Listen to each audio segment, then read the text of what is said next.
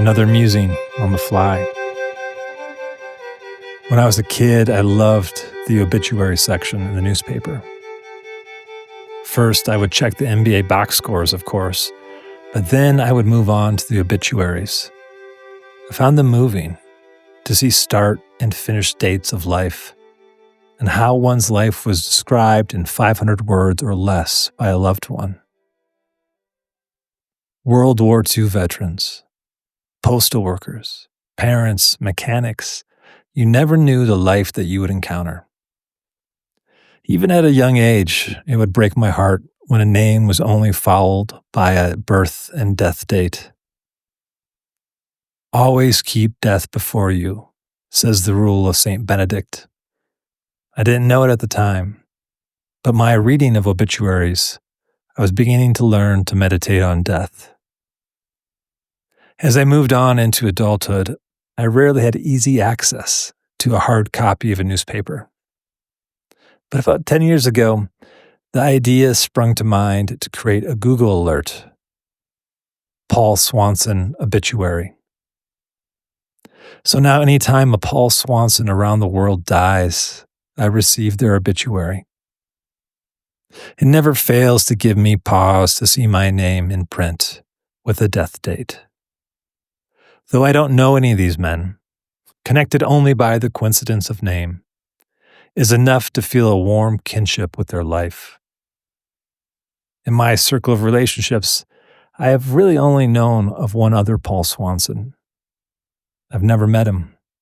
He is 40 years my elder, but several of my friends had him as a teacher in their high school. To distinguish between this teacher and me, we called him the famous Paul Swanson, and me, the other Paul Swanson. I would hear stories about the famous Paul Swanson, his contagious passion for scripture, a wilderness guide for canoe trips in the Boundary Waters, and he even founded a retreat center and canoe trip outfit called Adventurous Christians. Little on the nose, but I still love the name. And that would become a holy place for me, my first chosen school of formation. When I was a 20-something college student, I would get emails from the seminary associated with my college, asking me if I'd be open to guiding canoe trips in the Boundary Waters, where I could offer my wisdom and expertise to a group of young seminarians. With a wry smile, I would always reply with an immediate yes, and my thoughts on the suggested canoe route. And then I would always include a postscript that said, I think you're looking for the famous Paul Swanson. I'm the other Paul Swanson. Recently, I got a Google alert that the famous Paul Swanson has died. As always, to see my name in print like this in an obituary gave me pause. But with added heft, to know of this man who had shaped and formed so many of my friends' lives, and me by proxy, in a life of wisdom, of scripture, and wilderness. A teacher of mine recently said, I've been waiting for a big death, and I'm realizing it's going to be a series of small deaths. I believe this is true for all of us, sometimes physically, but most definitely spiritually. Each time we attend to the passing of a life, a limitation, or a loss, we experience a small death.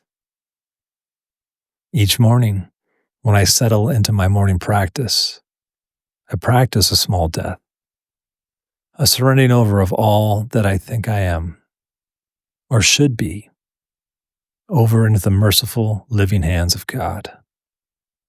Relying not on the life I try to protect and project. That is the life that requires many small deaths, so I can learn to enlarge in the givenness of life that God ceaselessly pours out into me. We need reminders like rituals and practices, or maybe obituaries with our name on it, to enter into this everyday Paschal mystery, dying to self, so we can, like Barry Lopez says, fiercely and without embarrassment, say I love you and embrace fearlessly the burning world.